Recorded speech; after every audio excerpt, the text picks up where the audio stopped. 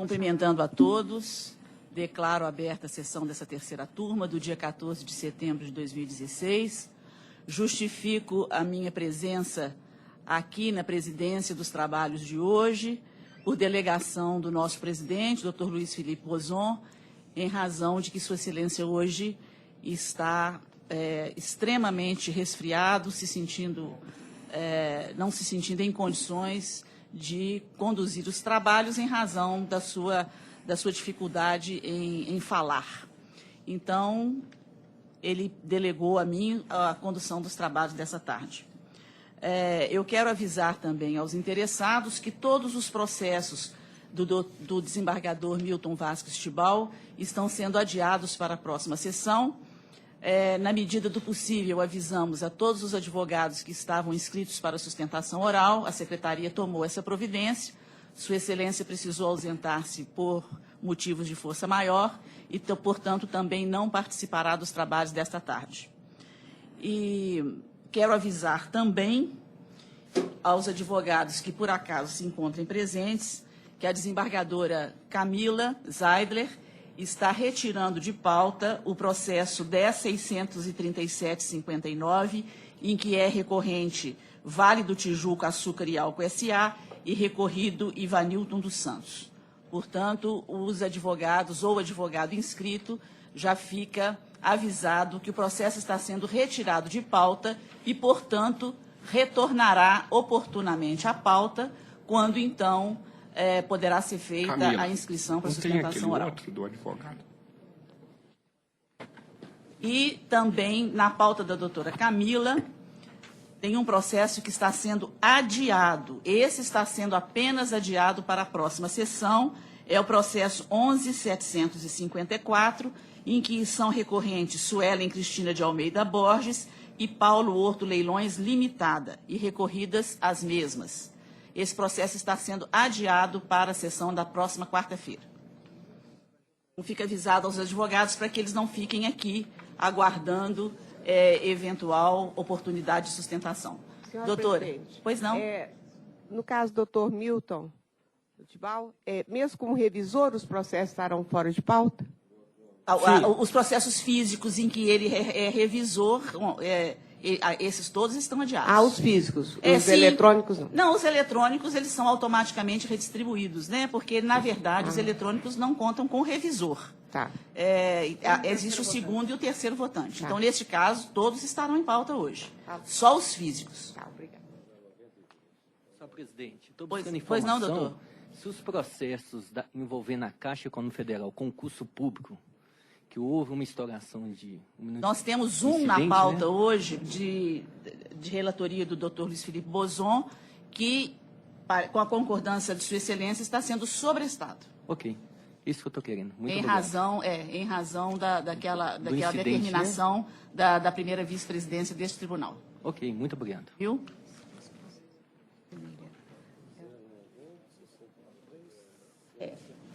Do doutor Bozon. É o 11.177, viu, doutor? Está sendo, então, sobrestado.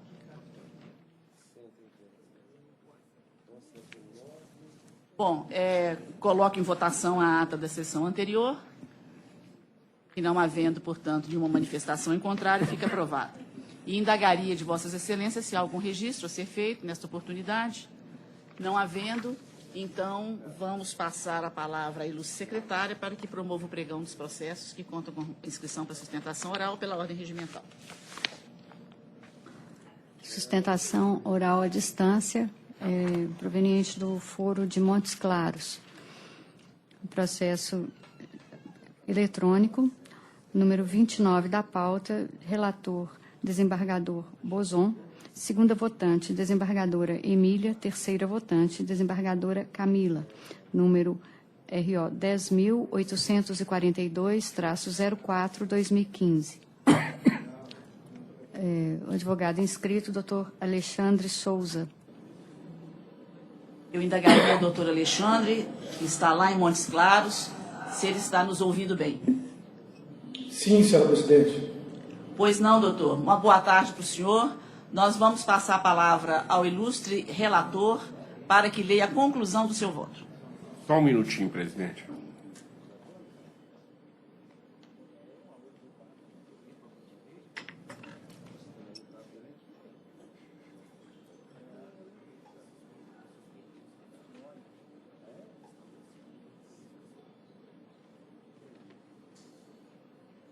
É o 10.842. É o 29 da minha pauta. O problema é que o sistema, para variar, caiu.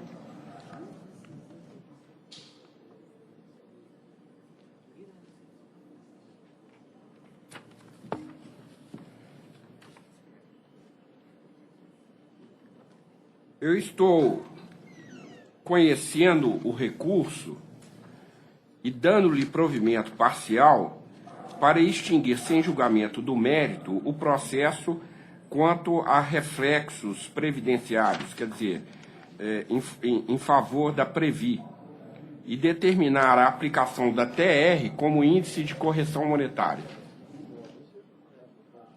É o meu voto, presidente. Doutor Alexandre, o senhor tem a palavra. Senhora presidente, eu só gostaria de saber, então, se mantém, do senhor relator, se mantém, então, a sentença nos outros aspectos, Sim. Por gentileza? Sim. Quanto aos outros aspectos, o relator está mantendo. Correto. Senhora presidente, seria possível saber se há divergência? Bom, doutor, nós vamos descobrir agora, né, com a votação. Mas se houver divergência, eu devolvo a palavra a Vossa Excelência, ok? Muito obrigado. Muito bem. Segunda votante nesse caso aqui sou eu e eu estou acompanhando integralmente o relator. Doutora Camila. Também acompanho integralmente o relator. Portanto, unânime nos termos do voto do relator é o resultado que fica declarado. Vossa Excelência Muito obrigado. quer fazer alguma consideração, doutor? Só gostaria de agradecer a oportunidade. Pois não, uma boa tarde para o senhor, viu? Muito obrigado. Boa tarde, obrigado. Sustentação oral. Antes de nós passarmos ao pregão do segundo processo, eu não poderia deixar de cumprimentar os alunos do curso de Direito do Centro Universitário Formiga, que estão prestigiando hoje aqui a nossa sessão. Sejam muito bem-vindos. Estão acompanhados do professor Éder Antônio de Oliveira e da professora Ana Flávia Paulinelli Rodrigues Nunes. É uma honra e um prazer que estejam aqui conosco. E espero que possam tirar grande proveito dessa tarde, viu? Muito obrigada pela presença de vocês. Vamos, então, agora ao segundo processo. Processo físico com sustentação oral. Número 8 da pauta. RO 1823, 2014-013. Relatora, desembargadora Emília. Revisora, desembargadora Camila. Terceiro votante, desembargador Bozon. Número 8.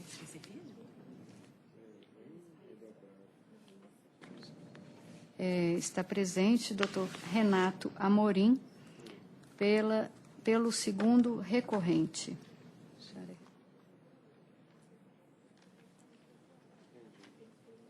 Sim.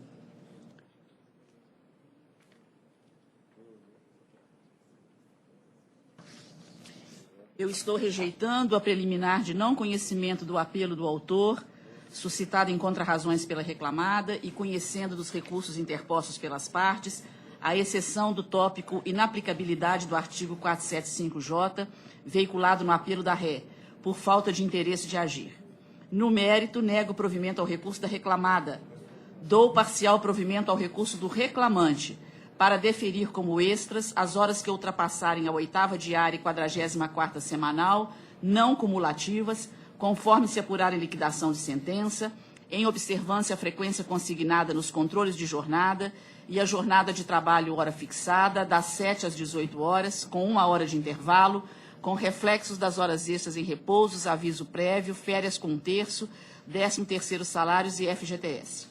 Para apuração das horas extras, deverá ser observada a jornada de trabalho hora fixada, o adicional de 50%, divisor 220, evolução salarial do reclamante, base de cálculo na forma da súmula 264 do TST, períodos de interrupção contratual, súmula 366 do TST e OJ 394 da SDI 1 do TST. Autorizo, desde já, a dedução das parcelas quitadas a idêntico título conforme se verifica dos contra-cheques anexos. Altera o valor da condenação para R$ 8.000, com custas processuais de 160 pela reclamada. O advogado vem só assistir? Para assistir. Doutora Camila é a revisora. Integralmente de acordo com o voto de Vossa Excelência. Doutor Bozon. Também de acordo. Portanto, unânime nos termos do voto da relatora, é o resultado que fica proclamado. Processo seguinte. Agora, a pauta de sustentação no eletrônico. Número, pauta de relatora, desembargadora Emília. Segunda votante, desembargadora Camila. Terceiro votante, desembargador Bozon. Número 39, RO 12.702, 37, 2014. Está presente Dr. Felipe Ferraz, pelo reclamante. Eu vou diretamente à conclusão, doutor, e lhe passo a palavra.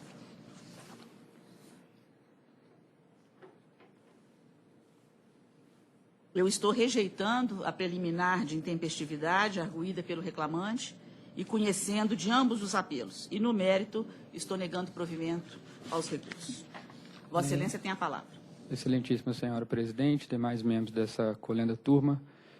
Senhora presidente, tendo em vista que a proposta de voto atende à pretensão do reclamante, eu gostaria de aguardar eventual divergência.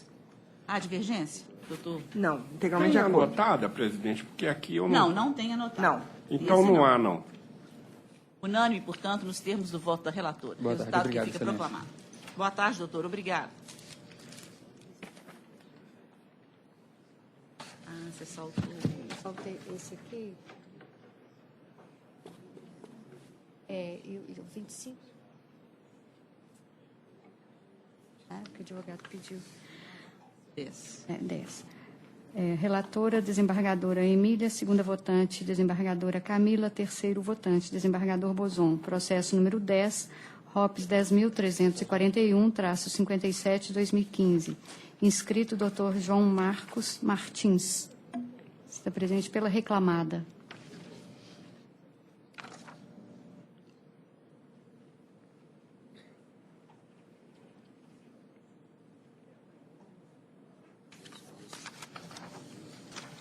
Boa tarde. Boa tarde. Eu estou... 305. É o É o 10.341. É o 10 da pauta.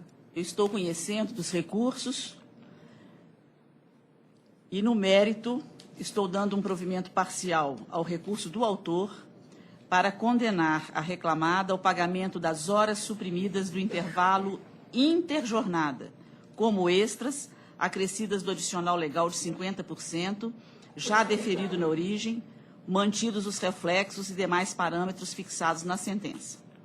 E dou parcial provimento ao apelo da reclamada para afastar a condenação ao pagamento da multa prevista no parágrafo 8º do artigo 477 da CLT, confirmando quanto ao mais a decisão recorrida por seus próprios e jurídicos fundamentos. Eu tenho a palavra, doutor. Tá. Muito boa tarde, senhora presidente, demais componentes da igreja turma. Senhora presidente, com sua licença, gostaria de aguardar voto divergente. Pois não, doutor. Doutora Camila. Integralmente de acordo com Vossa Doutor Excelência. Bozon. Também de acordo. Unânime, portanto, nos termos do voto da relatora. Muito obrigado, boa Resultado tarde. proclamado. Boa tarde, doutor. Vamos lá. Relatora, desembargadora Camila. Segundo votante, desembargador Bozon. Terceira votante, desembargadora Emília. Número 25 da pauta, RO 11.178-90, 2013. Há dois advogados presentes, doutor Tiago Musi, pelo reclamante, e doutor Elias Neves Neto, pela reclamada. Desembargadora Camila, Vossa Excelência tem a palavra para a leitura da conclusão do seu voto. Conheço do recurso ordinário interposto por Ricardo Wallace Fernandes. No mérito, nego o provimento ao apelo. Essa é a minha proposta de voto, presidente. Muito bem. Temos dois advogados. Doutor Tiago, o senhor está pelo reclamante? Pelo reclamante. Então, o senhor tem a palavra. Excelentíssima senhora presidente dessa colenda turma, ilustres desembargadores que acompanham, ilustre membro do parquê, senhores servidores, demais colegas presentes. Essa é uma relação já conhecida dessa egrégia corte, que é uma subordinação em estrito caráter com a tomadora de serviço. A pretensão deduzida pretende um vínculo diretamente com a Ricardo Eletro, porquanto essa pessoa prestou, durante o período reclamado, serviços de transporte e atividade fim exclusivamente para essa tomadora de serviço. Estabelecida a relação processual trilateral, houve por bem a defesa erigir um óbice a essa pretendida relação subordinada de trabalho, ao fundamento de que haveria um relacionamento com uma cooperativa. Cooperativa essa, senhora presidente, que sequer, a despeito de efetivamente notificada, que sequer compareceu apresentando contestação nesse termo.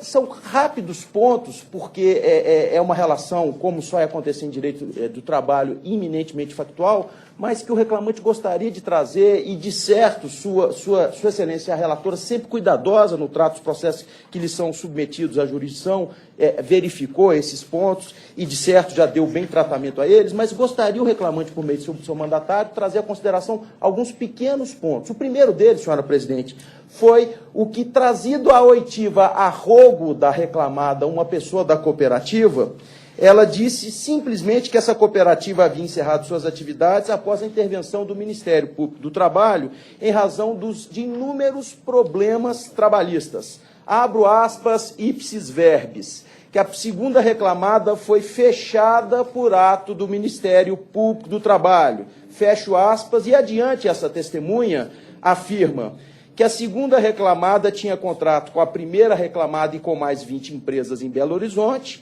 que a intervenção do Ministério Público do Trabalho veio de São Paulo em razão de números, de número de reclamações trabalhistas, fecho aspas. Então, o que se intui é a inexistência efetiva e rígida de uma relação cooperativa, porque todos bem sabemos, cooperação à semelhança de direito do trabalho é a inserção de iguais em mercado de trabalho, e para que efetivamente exista uma relação de cooperação, tem que existir essa área de igualdade que parece, com o devido respeito e sempre redobrada a vênia da cuidadosa relatora, não ter existido na presente hipótese. O segundo aspecto que gostaria de destacar dessa tribuna é o testemunho de um senhor chamado Varley, que, à semelhança do reclamante, também prestou serviço à reclamada Ricardo Eletro.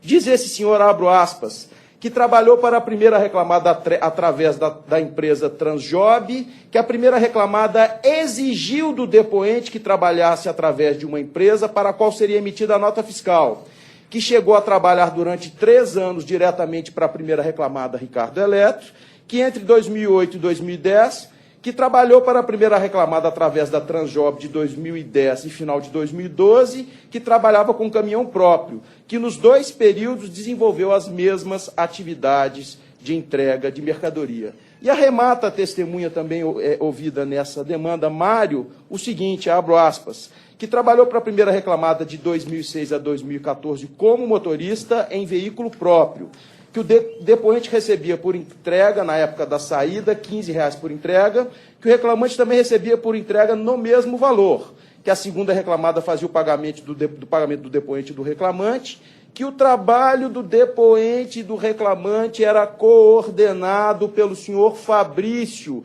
coordenador da primeira reclamada, que nunca participou de assembleia na segunda reclamada. E arremata aquela testemunha, que a segunda reclamada foi apresentada para o depoente. A segunda reclamada é a cooperativa. Que a segunda reclamada foi apresentada ao depoente pela primeira reclamada.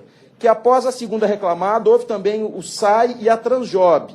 Que a primeira reclamada já colocava o motorista na cooperativa ou transportadora que queria, não dando opção ao motorista. Que a rotina de trabalho sempre foi a mesma. Que conhece os manifestos de carga de folhas 360 e seguintes do PDF, que recebia tais documentos quando estava trabalhando, do senhor Carlinho e Tiago, que trabalhavam na expedição da primeira reclamada, que nunca recebeu esses manifestos de alguém da segunda reclamada cooperativa, fecho aspas.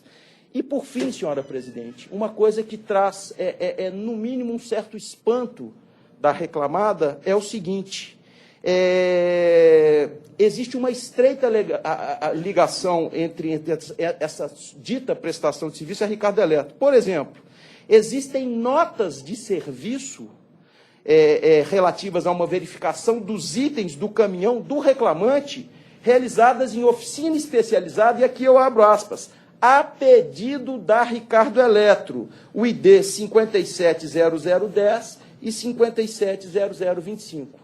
Então, sob esse leito factual, pretende o reclamante o reconhecimento de vínculo, sim, porque seja na relação subordinada com carteira assinada, seja na relação entre com essa tomadora cooperativa, não houve nenhuma alha de alterabilidade entre essas relações, porquanto o contrato-fato sempre foi o mesmo. O reclamante é fato que com veículo próprio dele, exercia a atividade fim dessa tomadora e exclusiva tomadora Ricardo Eletro na entrega de suas mercadorias, com trabalho subordinado, porquanto havia efetiva coordenação deste trabalho. Em razão disso, e em estrito alinho a copioso entendimento dessa egrégia corte, é que se pede redobrada vênia da proposta de Sua Excelência a relatora, que se dê provimento ao recurso ordinário obreiro, a fim de que, reformada a respeitável sentença invectivada, se lhe reconheça o vínculo. Justiça. Doutor Elias, tem a palavra. Boa tarde. Senhora Presidente, na ilustre pessoa a quem cumprimentamos os demais integrantes da egrégia turma, senhora representante do Ministério Público do Trabalho, senhora secretária, colegas presentes, estudantes também presentes. Nós ouvimos com atenção aí a explanação, como sempre, muito culta do advogado que me antecedeu na tribuna. Ele falou, colocou muito bem as palavras, inclusive num tom jurídico muito bem colocado. Mas, com todo o respeito, não lhe assiste razão.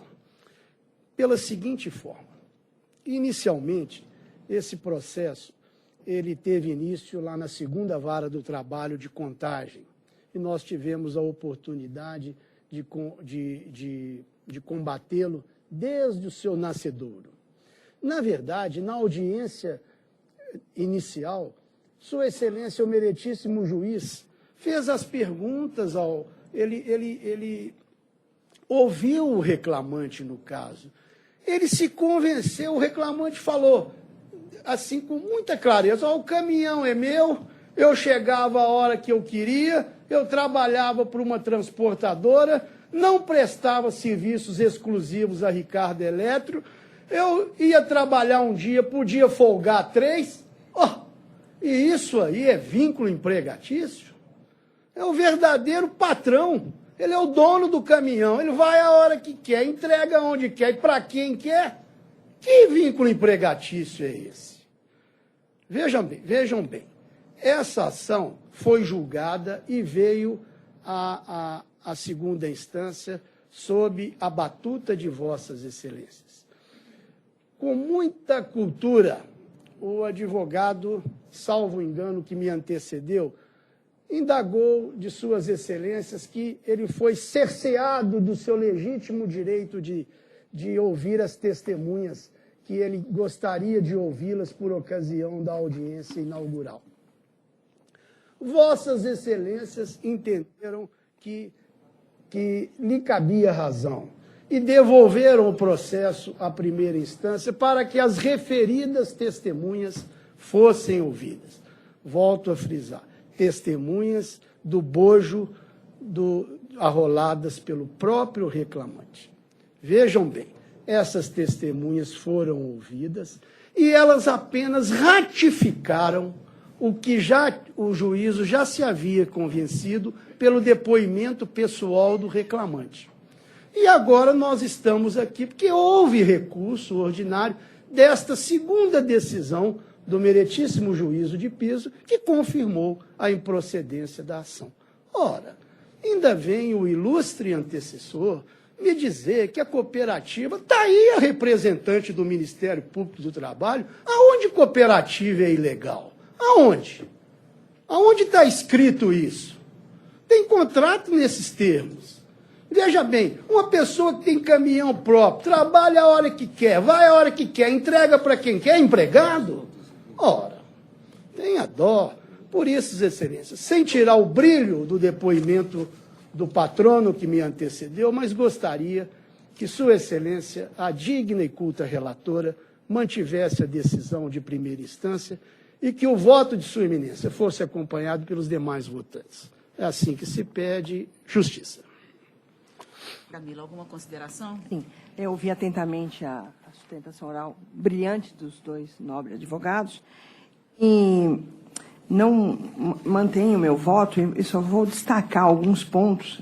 No voto eu analiso com maiores detalhes, mas vou destacar alguns. Em primeiro lugar, é de se registrar que o próprio reclamante, em depoimento pessoal, acabou por confessar que trabalhava em caminhão próprio, suportando individualmente os custos de manutenção e de abastecimento do veículo, sendo esse um relevante indício de que o obreiro exercia autonomamente a sua atividade.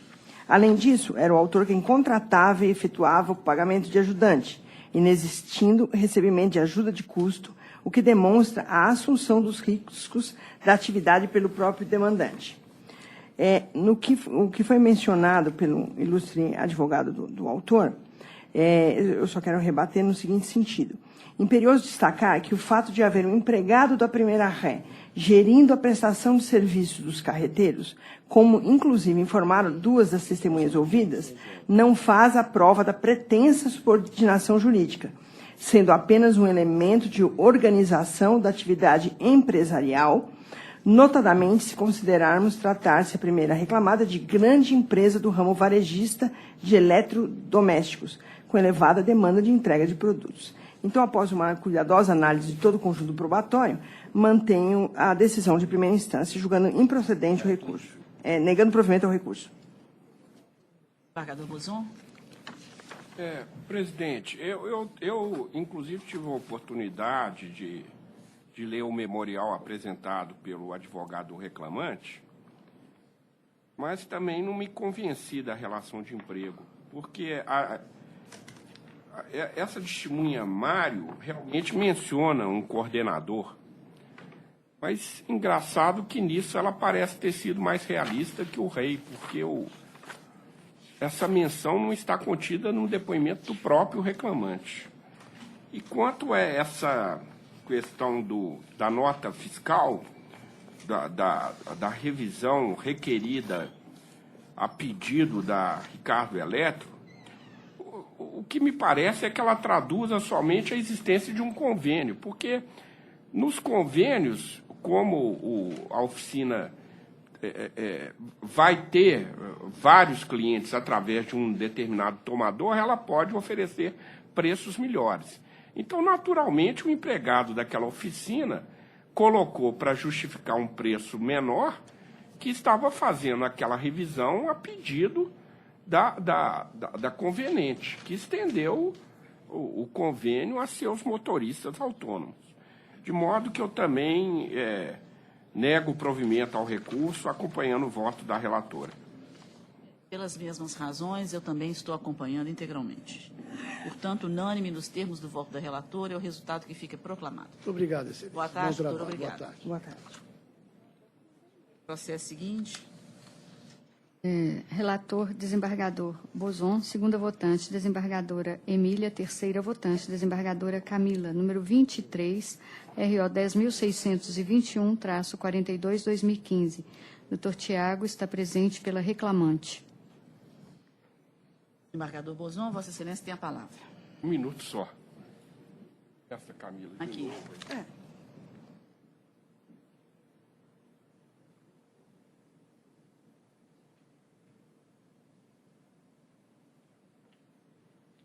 Eu estou conhecendo e negando provimento. Doutor. Senhora Presidente, a despeito da proposta de Sua Excelência o relator, eu só gostaria, nessa tribuna, de reafirmar as razões do recurso. O obreiro pedindo justiça. Bom, eu sou a segunda votante, estou acompanhando integralmente. Doutora Camila. Também acompanho integralmente. Unânime nos termos do voto do relator, resultado que fica proclamado. Boa tarde, doutor. Processo seguinte.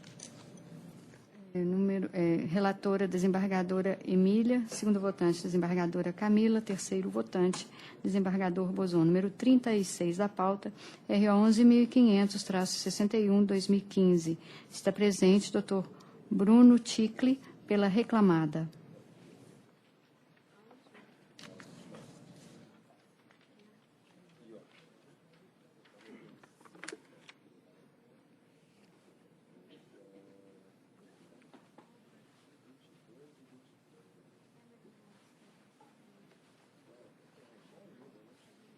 O senhor está pela reclamada, doutor? Sim, Excelência. Eu estou conhecendo do recurso e, no mérito, negando-lhe provimento. Vossa Excelência tem a palavra. Emérita desembargadora presidente e relatora dos autos, eméritos desembargadores componentes da turma, demais presentes, estou defendendo aqui a revisão deste voto da eminente desembargadora. A questão está restrita ao adicional de periculosidade que foi deferido em primeira instância ao reclamante. Bom, eu tenho para esse caso que a prova testemunhal, a prova documental do processo, ela é muito farta. Se a senhora me permite, eminente desembargadora, eu acredito que é importante que eu cite alguns trechos dela aqui, para que os demais votantes tenham a dimensão do que nós estamos defendendo. Bom, no caso dos autos, a perícia realizada, ela concluiu, a conclusão inicial da perícia foi que não laborava o reclamante em condições de periculosidade. Essa foi a conclusão do perito. No segundo esclarecimento, que foi franqueado ao reclamante, ele também concluiu pela não ocorrência da periculosidade. No terceiro esclarecimento, o que o reclamante fez? Foi lá e citou um outro processo em que a reclamada foi ré e falou, mas nessas condições, olha o laudo que deu a periculosidade, por que o senhor não está dando esse? Ele falou, porque esse não é. Mas se forem as mesmas condições daquele outro processo, ele afirmou que não era, mas ele falou, se fossem as mesmas condições, então talvez, nesse caso, pode ser que seja deferida a periculosidade. Bom, Sua Excelência entendeu periculosidade em razão das provas testemunhais e da confissão do preposto em relação à existência do MOP. MOP é autorização para o motorista de carreta para transportar cargas perigosas. A reclamada afirmou em defesa que o reclamante não tinha MOP. O reclamante não impugnou a defesa e não impugnou o laudo pericial nesse particular. O MOP, Excelências, pelo princípio da primazia, a aptidão da prova aqui, o MOP é um documentozinho que todo motorista carrega com ele. Na terceira visita que o perito fez, o perito esteve com o reclamante. Ele não apresentou para o perito o MOP.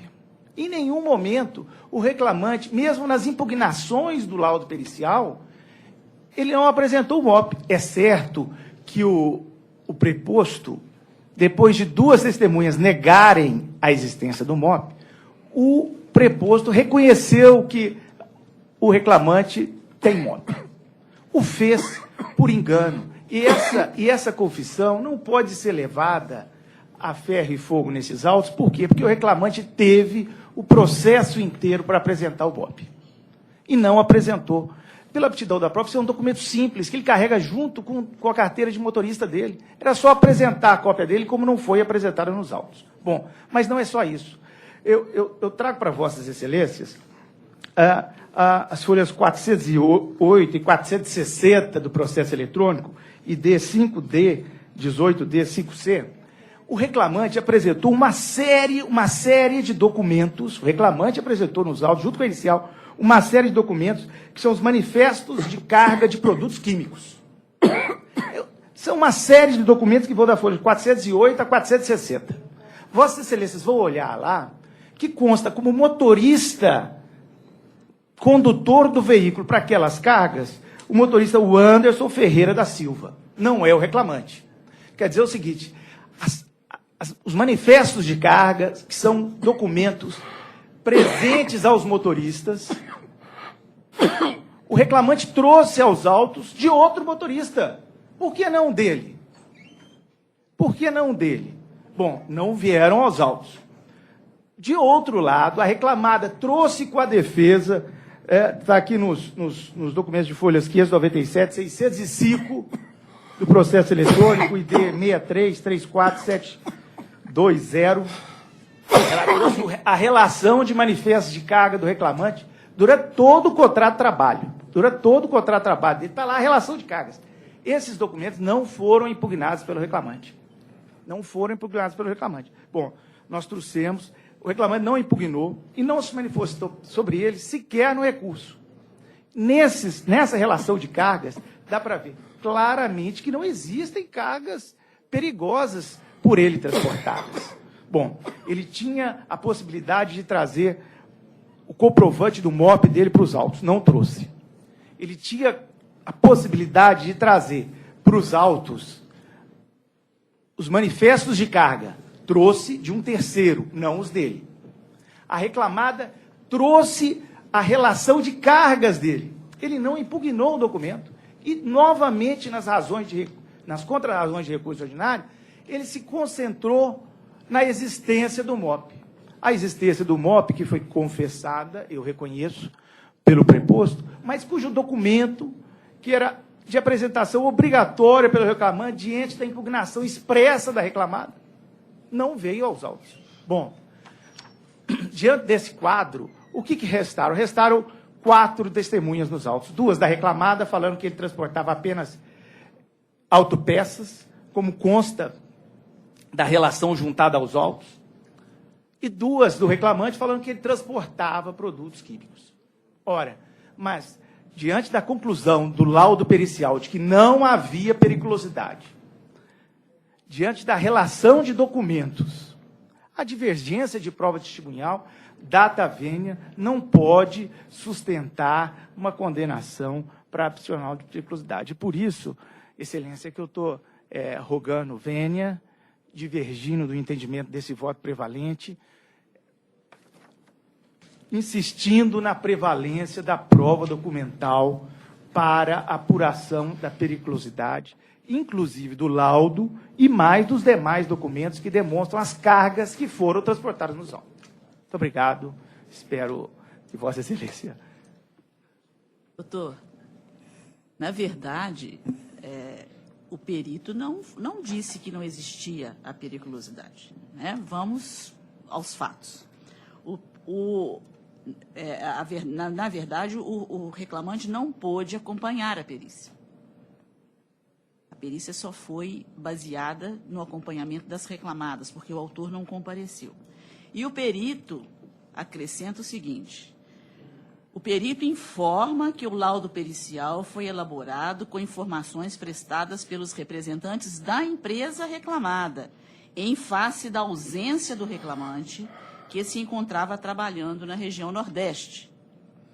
Ressalta, isso é o perito, eu estou transcrevendo o laudo, ressalta a necessidade de comprovação mediante prova testemunhal ou apresentação de manifesto de cargas do transporte de cargas inflamáveis acima de 200 litros e da habitualidade do abastecimento, tendo em vista que, conforme informado pelos representantes da reclamada, aquele não transportava cargas inflamáveis e somente abastecia o veículo 2 vezes por viagem.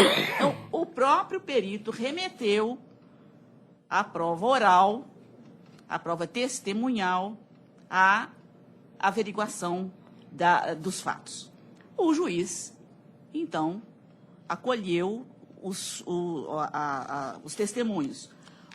A testemunha trazida pela reclamada, que foi o senhor Marcos José Costa Ribeiro, ele simplesmente disse que trabalhou com o reclamante em setor diverso e não se lembrando do mesmo. Então, ele sequer se lembrava da pessoa do reclamante. A testemunha trazida a rogo pelo reclamante, por sua vez, já foi enfática em dizer que ambos, ele também fazia o transporte de inflamáveis, que eram de 4 viagens feitas por mês, 2 a 3 eram de químicos, de produtos químicos. Quando cargas fracionadas, apenas 2 por mês, que o procedimento de transporte de químicos era o mesmo com o reclamante, que o transporte de químicos era de tintas, vários galões, álcool em contêineres de 1.000 litros cada, podendo transportar vários deles, e galões de thinner com advertência de inflamável, que os galões eram de 20 a 10 litros. Muito bem. Continuando na avaliação da prova. Os denominados relatórios de manifestos não têm qualquer informação capaz de afastar o pagamento do adicional de periculosidade. Os certificados de embalagem também, que foram trazidos aos autos pela reclamada, não são capazes de, por si só, anular também a periculosidade no transporte. Agora, também, para o fecho de toda essa conclusão, o preposto confessou que o reclamante possuía o curso de movimentação operacional de produtos perigosos, que é o MOP, que Vossa Excelência citou da tribuna, que é um requisito obrigatório para a realização justamente de transporte com cargas perigosas, o que levou à conclusão final.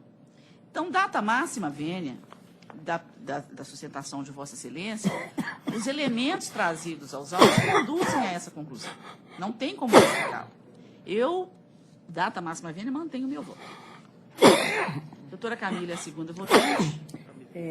Acompanho integralmente Vossa Excelência, que analisou, como sempre, né? Mas nesse caso analisou os pontos principais, que o perito não disse que não tinha periculosidade pelas informações prestadas a ele, que foram só por parte dos representantes da empresa. Ele disse que haveria necessidade de comprovação mediante prova testemunhal ou apresentação de manifesto de cargas. Então, e todo o conjunto probatório leva a crer realmente que há periculosidade. Então, acompanho integralmente o voto de Vossa Excelência. Embargador Bozon. Presidente, esse caso aqui mostra como é equivocada a decisão de algum juiz de indeferir a prova testemunhal contra a conclusão do perito, a pretexto de que exista uma hierarquia entre essas provas.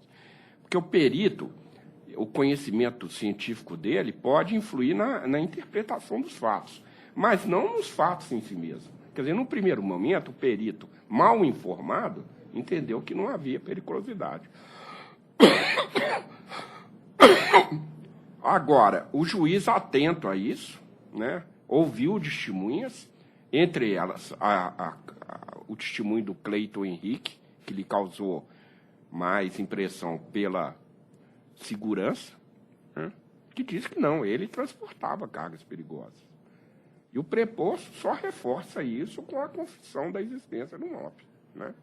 Então, o perito pode ter concluído pela periculosidade, porque foi induzido a erro data vênia pela empresa, no sentido de que ele não transportava cargas perigosas. Agora, provado que ele transportava cargas perigosas, evidentemente que o perito, né, retificaria a sua conclusão, né? O juiz não está vinculado às conclusões do perito, ele está vinculado às informações do perito, que, num primeiro momento, ele deve presumir verdadeiros. Então, eu também acompanho Vossa Excelência. Portanto, unânime nos termos do voto da relatora, é o resultado que fica proclamado. Muito obrigado. Boa tarde, doutor. Obrigada. Processo seguinte. Da mesma sessão, relatora desembargadora Emília, processo número 37, AP 11.611-49-2014. Inscrito, doutor Renato Léo, ausente. Há divergência? Não, Tem anotado? Não tem. Então não há. Unânime nos termos do voto da relatora, é o que fica declarado.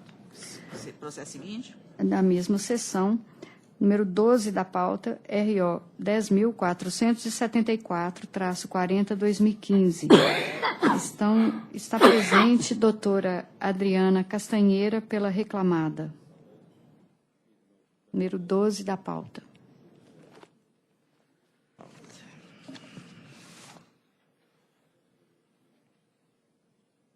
Boa tarde, Excelência. Eu estou conhecendo dos recursos. No mérito, nego provimento ao recurso da reclamada. Dou parcial provimento ao recurso do reclamante para fixar que o intervalo entre a jornada não era fruído em 17 dias por ano. Fixar que o autor permanecia de sobreaviso das 8 horas de segunda-feira de uma semana até as 8 horas da segunda-feira da semana seguinte, a cada mês e meio, devendo ser deduzida a jornada de trabalho contratual das 8 às 17 horas, acrescida de 30 minutos já deferidas como extra. Condenar a reclamada ao pagamento das horas de sobreaviso no importe de 1/3 do valor da hora contratual, com reflexos em repouso, aviso prévio, férias mais 1/3, 13º salários, FGTS mais 40%. Para apuração, deverá ser levado em conta os contra-cheques juntados aos autos e, em sua falta, o salário indicado na inicial no importe de R$ 7.056,76. Altera o valor da condenação para R$ 15.000, com custas processuais de R$ 300 pela reclamada. Doutora, Vossa Excelência tem a palavra. Tem divergência, Excelência? Tem divergência? Vamos escolher os votos. Vamos. Se houver, eu lhe devolvo a palavra. Sim. O voto atende Vossa Excelência? Não. Infelizmente. Vossa Excelência gostaria de fazer... Eu vou reiterar as minhas razões recursais, Excelência, chamando a atenção de Vossas Excelências, então, que o cerne do apelo da reclamada diz respeito à configuração da função de confiança do reclamante. Ele trabalhava 37 anos na empresa. No período imprescrito, ele já atuava como líder. Estariam presentes aqui todos os requisitos do artigo 62. Ele tinha subordinados. E aí houve... A prova testemunhal corroborou isso. Inclusive, a própria prova testemunhal do reclamante afirma a condição dele de líder. Por isso que a empresa bate a questão da função de confiança e por isso que não haveria que se falar nas horas extras, né? Chamando a atenção, então, de Vossa Excelência a respeito da prova testemunhal, que foi muito bem, no entender da reclamada, obviamente, colhida nesse sentido, de se comprovar o cargo de confiança. Seria essa acho que, a questão principal a chamar a atenção de Vossas Excelências. Na verdade, essa questão da cargo de confiança, a prova não corrobora a tese. Então, eu estou mantendo a decisão de origem nesse sentido. Doutora Camila, integralmente de acordo com o voto de Vossa Excelência. E doutor Bozon. Presidente, data bene querer enquadrar no 2 do 62 da CLT um líder de manutenção mecânica e elétrica não dá, né? Quer dizer, o enquadrável é o gerente com poderes de gestão e representação, e não um mero chefe, né? Então, eu acompanho também, Vossa Excelência. Obrigada, Excelência. Tânia, nos termos do voto da relatora, resultado que fica proclamado. Boa tarde, doutora. Processo seguinte. Relator, desembargador Bozon. Segunda votante, desembargadora Emília. Terceira votante, desembargadora Camila. Número 47 da pauta, RO 11.584-71/2015. Está presente Dr. Rafael Grumbaum, pela reclamada. 47, né, Bozon? 47, doutor Bozon. Desembargador Bozon, Vossa Excelência tem a palavra. Eu conheço do recurso e no mérito, dou-lhe provimento para absolver a reclamada da condenação ao pagamento de parcelas rescisórias relativo ao período anterior a 9/1/2015, bem como de horas inintirem de reflexos e ainda honorários assistenciais. Retificar erro material quanto à condenação em adicional de periculosidade e afastar a determinação de fornecimento de guia CDSD. Eu, enfim, presidente, não estou reconhecendo essa sucessão trabalhista tida por havida em primeiro grau. É o meu voto, presidente. Voto atende Vossa Excelência, doutor? Plenamente, Excelência. Vossa Excelência de saber. aguardaria eventual divergência? Perfeitamente. Se houver, eu devolvo a palavra. Mas eu, como segunda votante, estou inteiramente de acordo com o voto do relator. Doutora Camila. Integralmente de acordo. Portanto, unânime. Nos termos do voto do relator, o resultado se proclama. Uma boa tarde. Boa tarde, obrigada, doutor. Processo seguinte. Da mesma sala de sessão, número 22 da pauta, RO 10.593-60/2014. Está presente doutora Isabel Dourado, pela reclamada. Desembargador Bozon. Eu estou dando parcial provimento ao recurso para excluir a multa do artigo 477 e mantendo o valor arbitrado da condenação. É meu voto. Doutora Isabel. Boa tarde, Egrégia Boa Turma, tarde. senhora presidente, senhor relator. Com todo o respeito eu gostaria de pedir que fosse seguido o voto do relator contra a multa do 477, que realmente a empresa depositou dentro do prazo, o recibo consta dos autos, mas quanto à jornada, descaracterização da jornada 12/36, essa jornada é prevista na convenção coletiva, alega o reclamante que estaria fazendo dobras e tudo mais, se trabalhava no fórum, existia toda uma escala de funcionários, de modo que entendemos que descaracterizar 12/36 estaria sendo afronta a Constituição Federal e a Convenção Coletiva que prevê essa jornada. E quanto ao intervalo entre a jornada, Excelência, eles são pré-assinalados. Ficou claro também, no depoimento da testemunha da reclamada, que eles gozavam o intervalo. Foi ouvida por precatória. Então, entendemos que não há que se falar em pagamento de hora do intervalo. E assim nós pedimos seja revista a sentença e acatado totalmente o recurso da reclamada. Desembargador Bozon, alguma consideração? Quem descaracterizou a escala 12/36 foi a própria empresa, que exigia dobras do reclamante, que desrespeitava intervalos intra- e interjornadas. E quanto à avaliação da prova oral, nós temos aqui na terceira turma esse hábito de, dificilmente, em reverência ao princípio da imediação, desautorizar a avaliação feita em primeiro grau, né? De modo que eu mantenho meu voto. Camila? Acompanho integralmente o voto do eminente relator. Estou acompanhando. Portanto, unânime, nos termos do voto relator. Boa tarde a todos. Boa tarde, doutora. Obrigada. O resultado fica proclamado. Processo seguinte. Sessão de relatora, desembargadora Emília. Segunda votante, desembargadora Camila. Terceiro votante, desembargador Bozon. Número 24, RO 10.884-37, 2015. Inscrita, doutora Leila Sete. Ausente. Esse processo, eu recebi uma petição ontem, noticiando o acordo entre as partes. Como ele já estava pautado, entendi por bem, aqui perante a turma, determinar, então, o retorno dos autos ao A juiz. origem, né, para exame do acordo. Ah, sim, para exame do acordo. De acordo. De acordo. Então, esse daqui, a determinação é para que retorne à origem. Então, uma vez da execução, vai examinar o acordo para homologar ou não. Ele que vai entender lá. Ok? Uhum.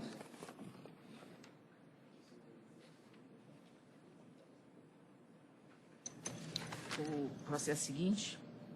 Relator, desembargador Bozon. Segunda votante, desembargadora Emília. Terceira votante, desembargadora Camila. Número 37 da pauta, RO 11.121-56, 2015. Está inscrita a doutora Renata Moura pelos reclamantes. Ausente. Há divergência? Não. Unânime, portanto, nos termos do voto do relator, resultado... Hoje você vai fica trabalhar. proclamado. Processo seguinte. Esse 10 aqui, o ROPS 10.637-59 foi retirado de pauta Esse foi anteriormente retirado, falado. aprovado de julho. Sim. Agora, na segunda pauta, na pauta 2, né, foi publicada posteriormente, relatora, desembargadora Emília. Segunda votante, desembargadora Camila. Terceiro votante, desembargador Bozon. Número 19 da pauta, RO 11.354-71. Está inscrito o doutor Vitor Andrade. Ausente. Há divergência? Não. Anotada? Não tem. Ah, então não há. Não. Unânime nos termos do voto da relatora. É o que se propõe. Seguinte. também da pauta 2, relatora desembargadora Camila, segundo votante desembargador Bozon, terceira votante desembargadora Emília, está no processo número 12 da pauta, RO 10.969-70-2015. Está presente Dr. Eric Batista, pela reclamada.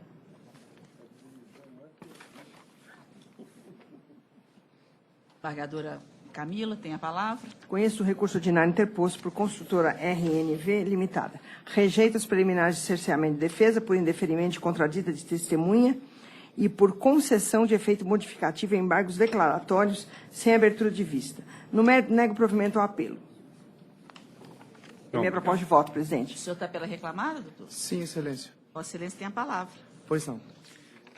Eminentes desembargadores, indo diretamente ao assunto, eu gostaria de divergir com todo o respeito do posicionamento adotado pela eminente desembargadora relatora, conquanto, no entender da reclamada, houve cerceamento de defesa em 2 pontos, basicamente. O primeiro deles é que há nítida troca de favores entre a testemunha e a recorrida. Percebam que a reclamada não está recorrendo pura e simplesmente pelo fato da testemunha ter ação contra a reclamada. A reclamada está recorrendo em virtude do fato da reclamante ter prestado depoimento no processo do senhor Wellington, testemunha no processo da reclamante. Então, houve um intercâmbio de depoimentos, uma troca de favores. Um outro fato muito relevante é o fato que a testemunha Wellington Costa Vieira, ele pleiteia em sua ação indenização por danos morais. Ora, eminentes desembargadores, o fato de ter uma ação contra a reclamada não implica suspeição. Eu não gastaria o tempo de Vossas Excelências com isso. Contudo, nós estamos diante de uma pessoa que não somente usufruiu do depoimento da recorrida, como ainda pleiteia danos morais, se diz ferido, está magoado com a reclamada, diz que a sua dignidade foi atingida pela reclamada. Como se não bastasse, nós ainda temos, com relação a essa questão da testemunha Wellington Costa, o fato dele ter mentido em juízo. A reclamada, no caso, eu mesmo estava na audiência e eu fiz a pergunta à testemunha se o nome dele constava nas folhas de ponto, já que ele disse que fazia parte da mesma turma que a reclamante. Para que Vossas Excelências entendam corretamente a situação, os garis, eles trabalham em turmas entre 3 a 6 pessoas. As folhas de ponto são diárias. Todo mundo que participa da turma possui o nome nessas folhas e diariamente assina essas folhas. Pois eu afirmo a Vossas Excelências sob a fé do meu grau, não há uma assinatura da testemunha, não há o nome da testemunha em nenhuma das folhas. A jovem prolatora da sentença, ela se confundiu, de fato, nas folhas há o nome de um outro Wellington, o senhor Wellington Rodrigues de Lima, que de fato foi colega da reclamante por muitos anos, mas não depôs no processo. O senhor Wellington da Costa Vieira, testemunha suspeita, que troca o seu depoimento com o da reclamante, que ainda pleiteia danos morais, faltou com a verdade em juízo ao dizer que fazia parte da turma da reclamante. Ele jamais fez parte da turma. No próprio depoimento, a testemunha diz que o nome dele constava nas folhas. As folhas estão nos autos.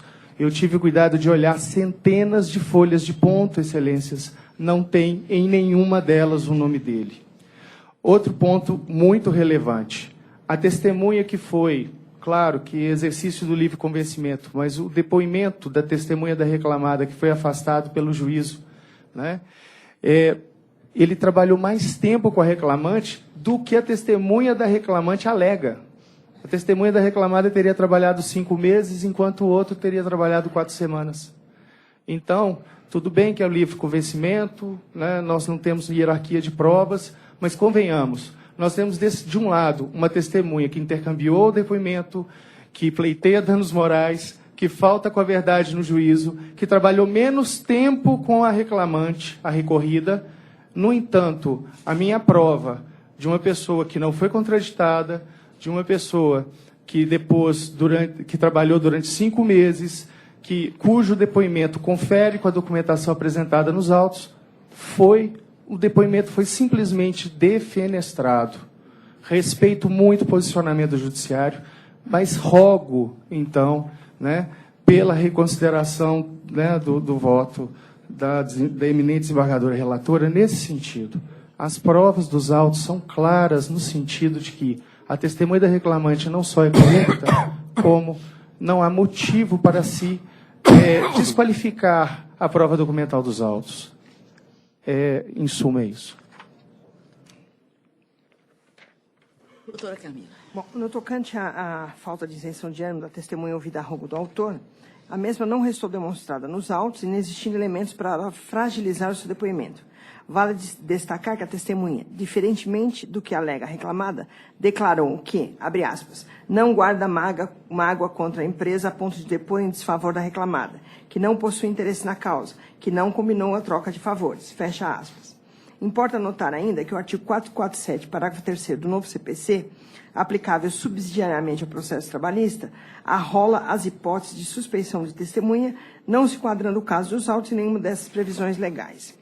No tocante à valoração da prova testemunhal, como mesmo disse o desembargador Bozon, a nossa turma tem prestigiado a valorização da prova pelo juiz de primeira instância. Além disso, a testemunha Clebson Soares de Moura não merece crédito do seu depoimento, porque ela afirmou ter feito com a reclamante jornada das 7h30 às 14 horas, ao passo que os cartões de pontos apresentados pela própria reclamada, relativamente ao período em que a testemunha e a autora trabalharam na mesma turma, registram o encerramento do labor de forma geral apenas às 16 horas. E ele declarou que era até às 14 horas. Então, eu estou valorando a prova colhida e a percepção do juiz de primeira instância e mantenho a decisão. Essa é a minha proposta de voto. Presidente, perdão. Só para não eternizar o debate, tem uma informação ainda que é importante, é muito relevante. Nós estamos falando de 60 meses de trabalho. Essa jornada, ela variou consideravelmente. A testemunha Glebson, o depoimento dela, né, que fala do trabalho aos sábados, teve momento que realmente era até as 14 horas. De fato, predominantemente, foi de 7h30 às 11h30. Mas a testemunha, ela depois, não foi especificado para ela no momento, isso está no depoimento, exatamente a época a que se refere. E falar de 60 meses realmente é algo muito complicado. Isso está demonstrado nas razões do recurso, inclusive com a citação das folhas aonde o depoimento bate. Nós estamos esclarecidos, doutor. Muito obrigado. Desembargador Bozon. Mas esse fato de que a testemunha do reclamante não teria trabalhado na turma do reclamante não tem prova nos autos, não. O senhor quer que a gente confie na palavra do senhor apenas? Não, excelência, é exatamente o contrário. No depoimento, é perguntado à testemunha, o seu nome consta nas folhas de ponto? E ele disse, consta. Nas folhas de ponto, carreadas autos, não tem nenhuma folha de ponto das centenas de folhas juntadas, que são diárias, né? Ele jamais compôs a turma de trabalho da reclamante. É isso que eu quis dizer. Então, embora eu não tenha apresentado divergência, eu, considerando os esclarecimentos da tribuna, eu estou dando provimento ao recurso para... Não estou reconhecendo cerceamento à defesa, mas estou decotando horas extras, inclusive intervalares e reflexos. Vou pedir vista do processo. Perfeito. Eu não tenho condição de fazer avaliação. Eu estou votando como terceira votante nos autos. Eu vou pedir vista para a próxima sessão, viu, doutor? Perfeito. Muito obrigado, vou avaliar excelência. a prova. Muito obrigado mesmo. Okay? Boa tarde a todos.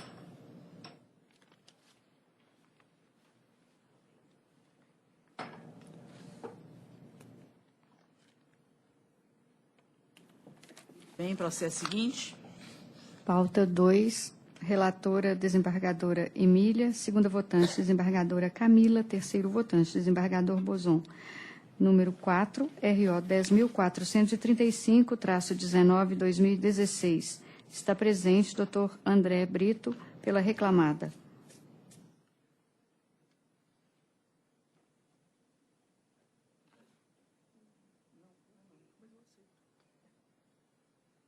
Bem, eu estou conhecendo dos recursos e, no mérito, nego o provimento ao recurso do reclamante e dou provimento parcial ao recurso da reclamada, para fixar o valor da indenização por danos morais em R$ 3.000, sem alteração no valor da condenação.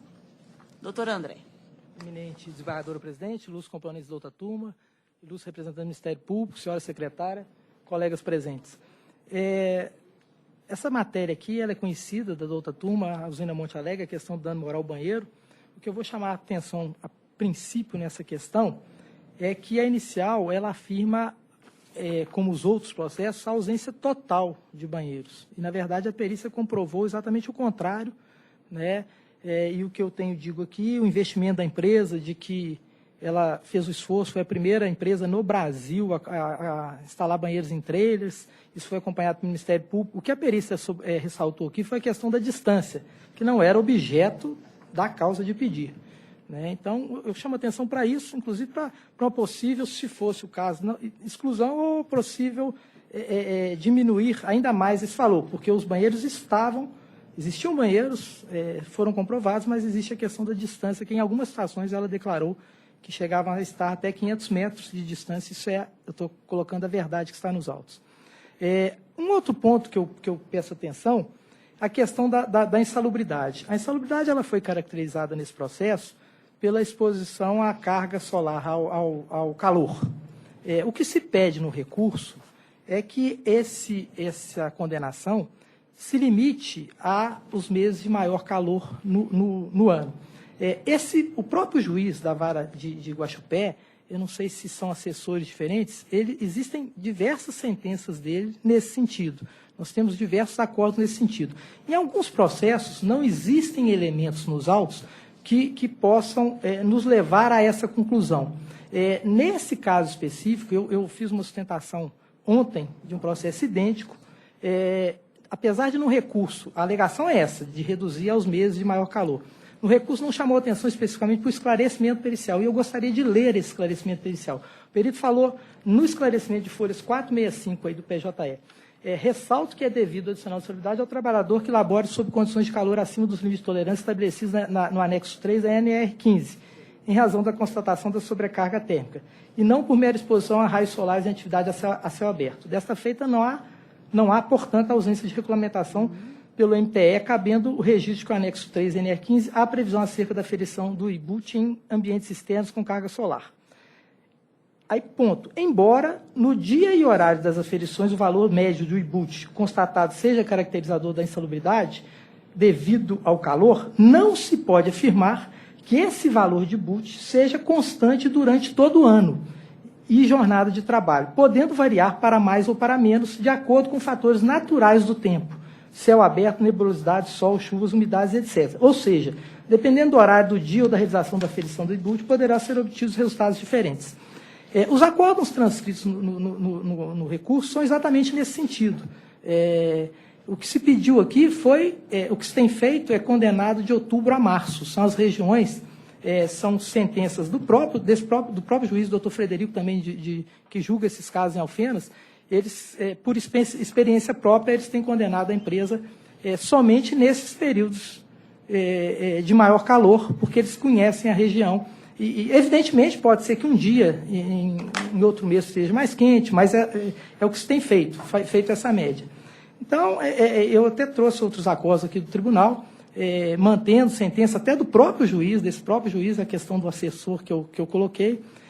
Recentemente, até orientei a advogada lá, ela entrou com a dele e voltou atrás, num caso recente.